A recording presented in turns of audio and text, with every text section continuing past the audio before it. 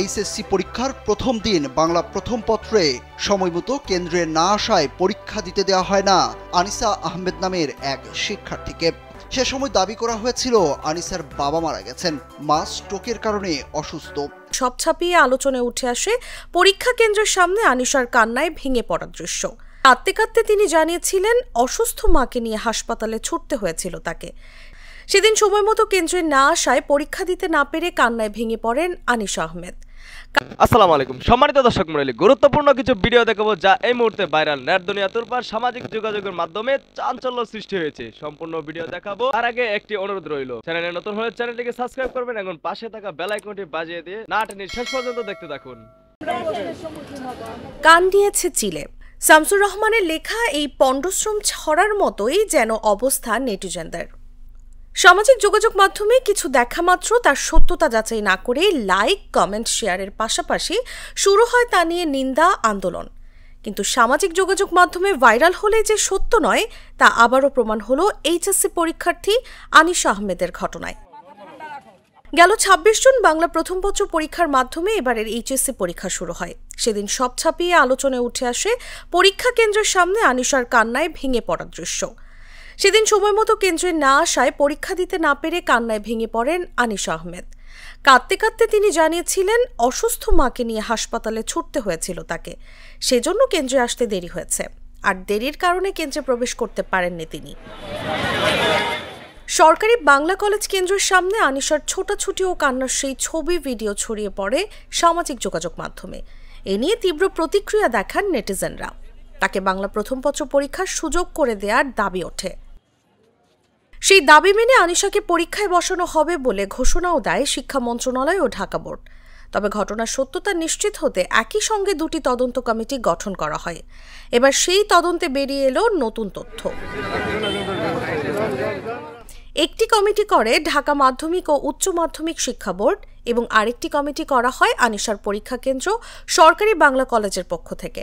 দুপক্ষের তদন্তে ঘটনা সম্পর্কে আনিসার বর্ণনা অনুযায়ী সত্যতা মেলেনি, সেজন্য আনিসাকে পরীক্ষা দেওয়ার সুযোগও দেওয়া হচ্ছে না।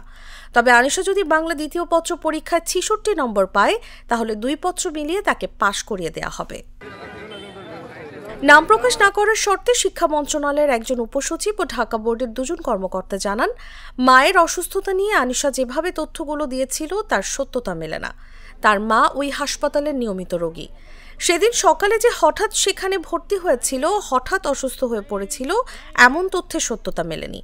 এমনকি হাসপাতালে ভর্তির যে তথ্য দেওয়া হয়েছে তা নিয়েও প্রশ্ন রয়েছে।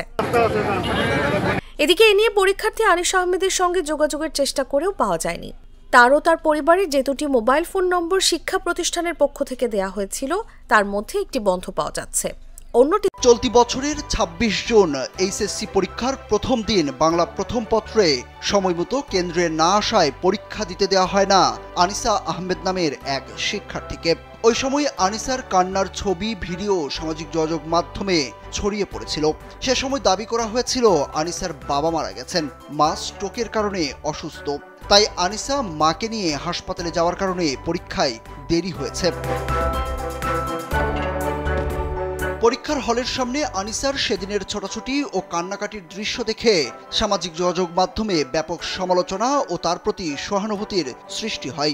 সকলেই দাবি তোলেন মেয়েটিকে যেন বিশেষ বিবেচনায় এই পরীক্ষা দিতে দেওয়া হয়। বিষয়টি নজরে আনেনি সরকারের সর্বোচ্চ পর্যায়ে। পরবর্তীতে শিক্ষা মন্ত্রণালয় ও ঢাকা শিক্ষা বোর্ড আনিসাকে পরীক্ষায় অংশ নেওয়ার সুযোগ দেওয়ার ঘোষণা দেয়। তবে ঘটনার সত্যতা যাচাইয়ে দুটি তদন্ত কমিটি গঠন করা হয়। একটি ঢাকা মাধ্যমিক ও উচ্চ মাধ্যমিক শিক্ষা বোর্ড এবং অন্যটি সরকারি বাংলা কলেজ কর্তৃপক্ষের পক্ষ থেকে।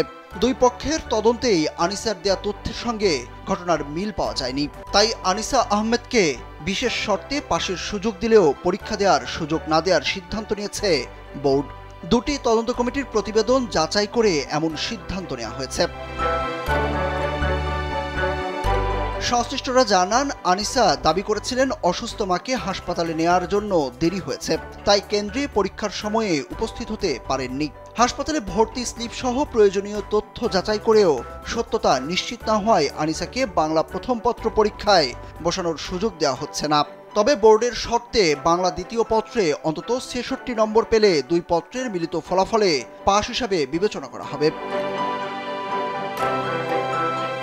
বিষয়টি নিয়ে ঢাকা বোর্ডের পরীক্ষা নিয়ন্ত্রক SM কামাল উদ্দিন হায়দার জানান, আনিসার পরীক্ষার বিষয়ে এখনও চূড়ান্ত সিদ্ধান্ত হয়নি, তবে তার তথ্য যাচাইয়ের কাজ সম্পন্ন হয়েছে। সে পরীক্ষা না দিয়েও পাশ করতে পারে যদি 2 পত্র মিলিয়ে 66 নম্বর পায়। তো দর্শক মণ্ডলী, ভিডিওটি দেখলেন, ভিডিওটি নিয়ে আপনার মতামত অবশ্যই কমেন্ট সেকশনে জানাবেন। আমরা নিরপেক্ষভাবে সব ভিডিও প্রকাশ করে থাকি। আপনারা একটি লাইক শেয়ার করলে আমরা ভিডিও বানাতে উৎসাহ পাই, তাই লাইক কমেন্ট সাবস্ক্রাইব করুন। আজকের মতো এখানেই বিদায় নিচ্ছি, দেখা হবে পরবর্তী কোনো ভিডিওতে। আসসালামু আলাইকুম ওয়া রাহমাতুল্লাহ।